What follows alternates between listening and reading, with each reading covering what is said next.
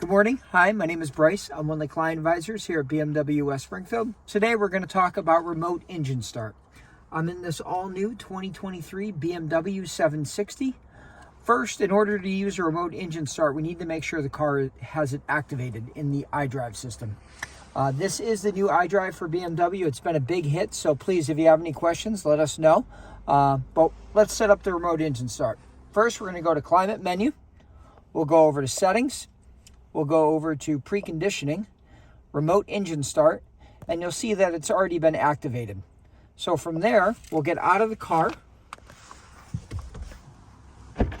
When you come up to the vehicle, you notice the vehicle will be locked. So what you want to do is you're going to hit the rondelle on this new key fob. You're going to hit it 3 times. 1, 2, 3. You'll see the lights flash and the car will then begin to start. When you come up to the car, you'll get in the vehicle with the key fob.